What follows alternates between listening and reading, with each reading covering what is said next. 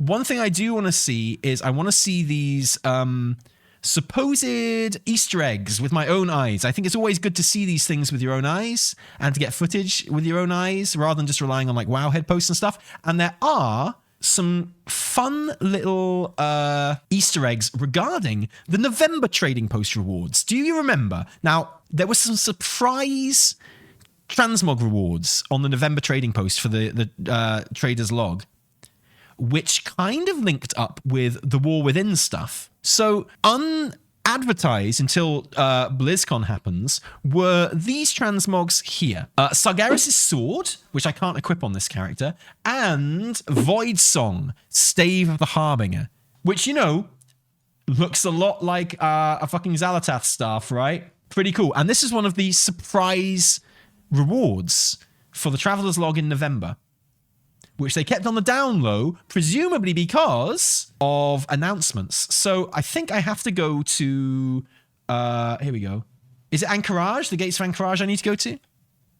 Xal'atath. Yeah, that's it. So I'll have to come back here on a warrior as well with the sword. Oh, and there's a dagger as well, right? I can equip daggers on this character if I have a dagger. So I think there's supposed to be an NPC outside here, right? Am I right, or have I fucked this up? Am I going in the wrong place? Here he is.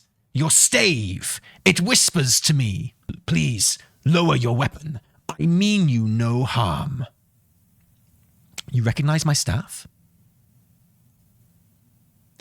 Do you have any idea how ancient that weapon you wield is, priest? There was a time when this whole world was ruled by the Black Empire. It was beautiful. The masters bestowed gifts upon their faithful. That stave was one such instrument. So this is made by the Black Empire, right? This is made by the old gods. This stave. It was given to the Harbinger, so one day she might... What? No, I was not going to tell them.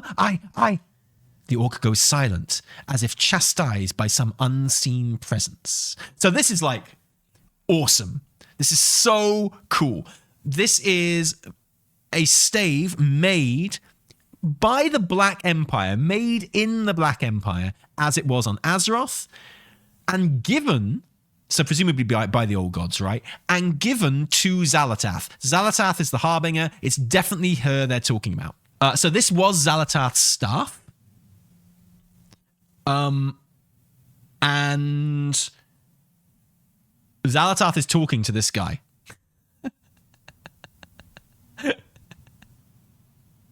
Which is so cool. And all of this is just little tidbits. The Titan Sword one is probably the most important one, like lore-wise. But this is really cool. So this does kind of make some suggestions about Xal'atath. Let's do the dagger as well, because that's more. The Grand Design dagger. Okay. That blade you hold, it profanes this place. Oh, so it's a Titan one, not a Voidy one. Okay. Okay, let's... You recognize my blade? To bring a weapon like that here is to invite destruction, priest. The Titans care only about their precious order. They would sacrifice anything to achieve it, including their own followers. Even the Dark Titan had a pattern to his actions, a cold logic intended to impose his perfect vision and the willingness to eradicate existence if he could not achieve his ends. Do you really think the rest of his kind are any different? Only in method, not in goal. Be careful what you do. Be careful that you do not blindly become a part of their plan. So that's just adding to the whole Titans aren't like the benevolent kind of spreaders of good that we're all working on right now, which is great. Very cool. The Xal'atath thing is still really interesting. I'll talk about all of this. And then I'm going to have to come back here on a blade carrier. I'm confused a bit. When did old gods rule over the planet? Before the Titans got here. So the Black Empire was a thing that existed in Azeroth. The old gods got here before the Titans did.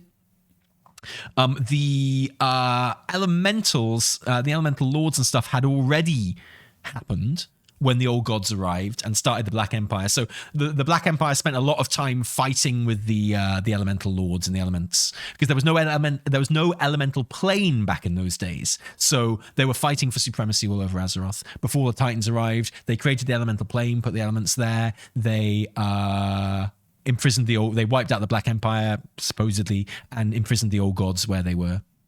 I've got to say, I'm not really a fan of the Titans being turned into antagonists. Well, I am, but also I wouldn't say they've been turned into antagonists as yet. I think, like, you know, they're just not necessarily on our side, which is a bit different. Oh, wait, what? Fuck you. I haven't got the Silithus portal on this character? Oh, shit. Okay, back we go. Okay, Fennel, you can go there. You've got swords. You're good. Yeah, it's more that it's not really black and white. I agree. And they might turn out to be antagonists in the end. I don't think all of the Titans would be. I think if the Titans do turn into like literal antagonists, it will be specifically Armenthul that does turn into an antagonist. I am fine with Titans if they get turned into antagonists. I don't like the WoW community's insistence that light or order aligned is evil, insane fascist. Yeah, I agree with you. It seems so lazy. Like the whole thing of, oh, the light isn't the super good force that you might have thought it was, which is fine. Ergo, anyone who likes the light is evil. And that's just so lazy to me. And I don't think it's true either. The idea that Traiding is some kind of a Nazi just because he worships the light is insane. And not the story that they're telling either, I don't think. Traiding, apart from doing some torture and stuff, which tends to happen in the World of Warcraft world, but hasn't really shown any signs of being even slightly fascistic. That's not to say that he won't, but this assumption that he's going to be some kind of like light Nazi bad guy just seems a little bit not really based on anything. Just getting a good camera angle for this. Okay. That weapon you hold, you should not have bought it here. You recognize my weapon? Oh, I don't have immersion on this character, sorry. I warned you before that the end times are coming. That weapon you wield proves it. It emanates the same dark energies that course through the dark Titan's blade. Why did he strike this place? Scene setting. He was far too masterful a tactician to choose this target by chance. His crusade sought to eradicate all life from existence. Do you think his final act before being captured by the Pantheon would not be in service to that goal? Tread carefully, Death Knight, lest you inadvertently find yourself serving the same cause. So, now, there's two ways of approaching this one. One is that it's foreshadowing something, which I think is very likely. I think it is the most likely one. Like, what was he trying to stab? What was he trying to kill? I would argue that you can probably, it's potentially, you can answer that with everything that happened in BFA. I would argue that maybe that story was already told in BFA. Like, yes, the sword actually did do a lot of damage and almost allowed the void to take over.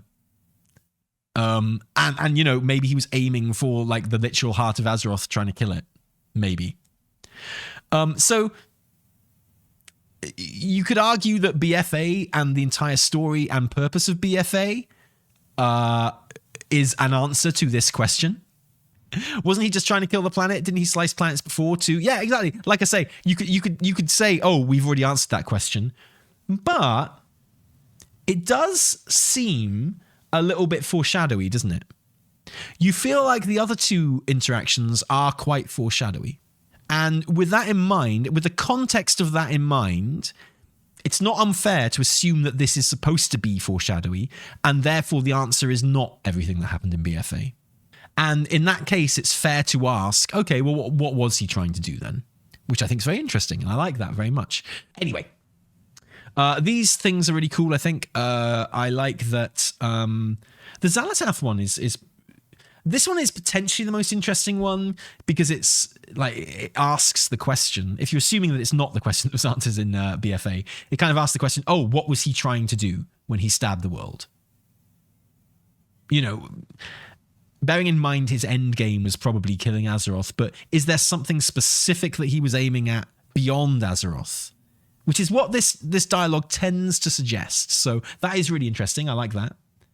And the Xal'atath one is really interesting too. Let me just log back into my priest really quick to get that dialogue up. Were we the baddies in Legion? No, I don't think so. The planet would have been destroyed by the Burning Legion. That would be bad. That would be really bad. I think whatever else you can say, the planet being destroyed is probably a bad thing.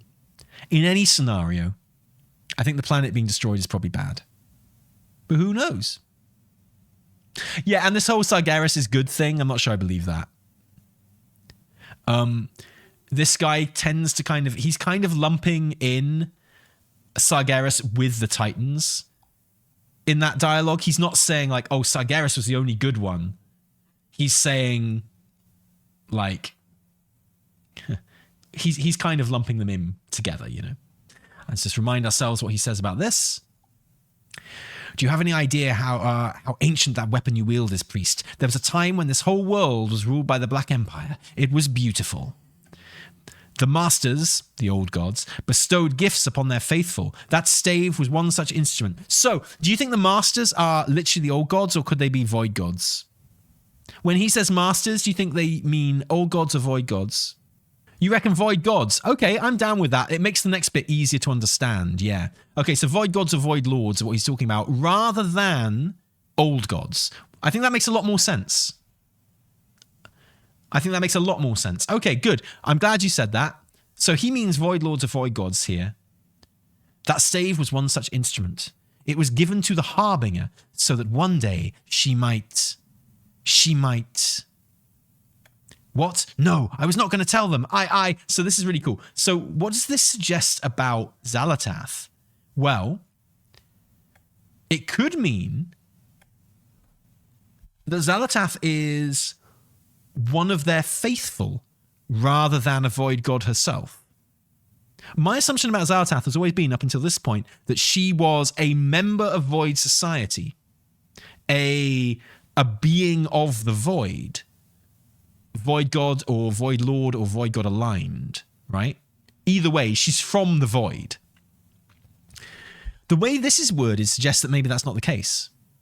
It suggests that perhaps she's just faithful and loyal to the Void rather than being from the Void. Now, personally, that makes her less interesting to me. What do you guys think? She's cool. Well, I know that. She's definitely still some kind of cosmic being. I really hope so. Yeah, I'd much rather she was from the Void than like from Azeroth and like just really faithful to the Void, right? I don't want her to be like a priestess or something like that. I'm still going to choose to believe she is from the Void. True, I think the lines in Legion show that she's got a complicated and nuanced stance on what the Void does, is like 80% in favor of it, but has some rebellious ideas. Yeah, and actually that's one of the things that made me think she was of the Void, because I always thought if she was just like a zealot or a priest or something like that, she would be 100% in favor of the Void, because she'd like trust them on everything. Whereas like, yeah, her kind of sometimes slagging the Void makes her feel more like she's actually of the Void herself. Does that make sense? But what do you think, Mego? I think it might be helpful to reread her conversations with N'Zoth, because there she's talking about someone on the same power level. Yeah. Yeah, I know. I've always been a bit confused by all that as well. You know, what is the story of her being trapped in the dagger? In my headcanon, I guess I always thought that she did something to displease the Void Lords, so they put her in the dagger, but N'Zoth was meant to, like, you know, keep her there and like keep her imprisoned there. Remember, this is a statement from another person, not a fact of herself, Tally. Yeah, absolutely. But he definitely feels like he knows more about who the Harbinger is than we do. What would she even be if she was from Azeroth originally? There weren't any life forms besides elementals on Azeroth by the time of the Black Empire. Not true. Alex the Blight. Don't forget from Time Rifts, don't forget the diary entry that comes from Time Rifts that you get from the Black Empire, which is clearly a member of the Black Empire doing experiments on the native life forms of Azeroth. They were probably very early life forms of Azeroth, but he's talking about them like they're animals, and he's really surprised that they're acting in like emotional ways and stuff, and thinks they must be like just I can't remember the exact page from it, but it's he's quite clearly talking about like life forms that would go on to become the life forms of Azeroth that we know now, and he's like they treat them as slaves, and they think they have like no cognitive ability, so when one starts acting in a cognitive way, they're like, what the fuck's going on here? So Xal'atath could be one of the first trolls. Yeah, maybe, honestly. I mean, he kills them all in his diary, but yeah. I mean, who knows, man? It's possible the writers don't even know at this point, and that's fair enough, honestly. It was given to the Harbinger, so one day she might... And you know, it feels like...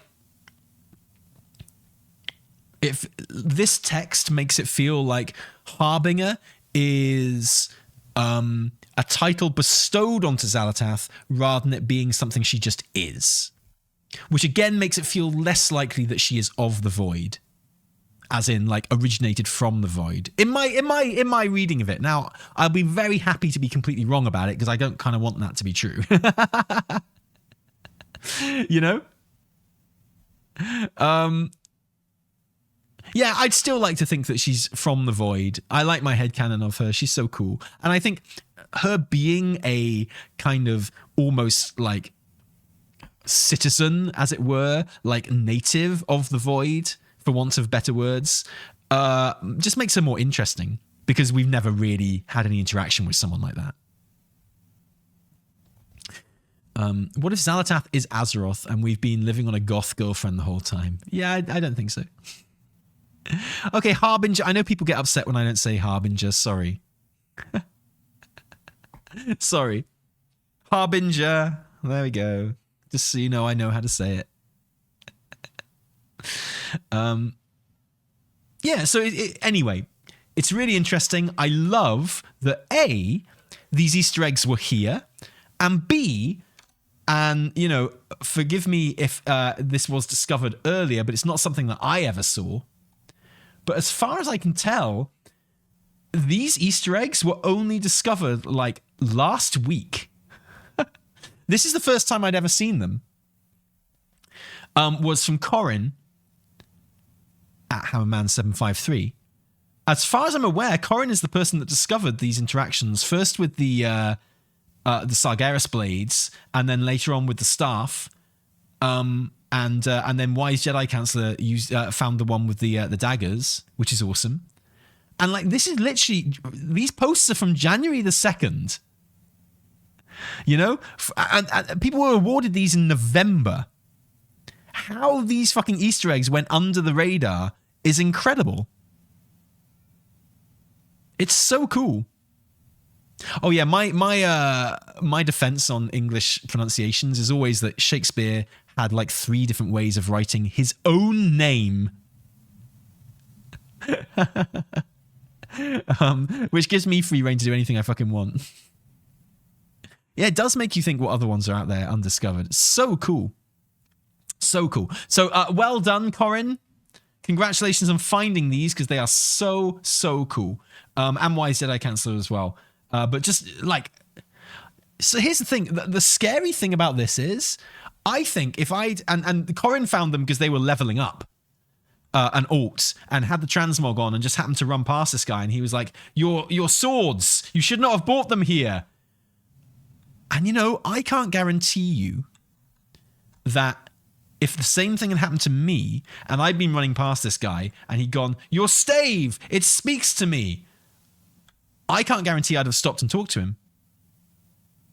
I might have just thought, oh, that's some old fucking thing I can't be bothered getting involved with right now. You know? I feel like I might have just been like, oh, I don't have time to stop for that old content there. Shakespeare wasn't real. That's why. I mean, Shakespeare was definitely real. There's literally no debate on whether Shakespeare was real or not. The debate is whether he wrote his plays or not. And if you think he didn't write his plays, you're wrong. And you should maybe look at how you approach conspiracy theories. Time to go back to every zone and level up with these transmogs. Yeah, see what else is going on. He was made up by big theatre. Very true. Okay, and on that bombshell, I've got to go because my dinner is ready.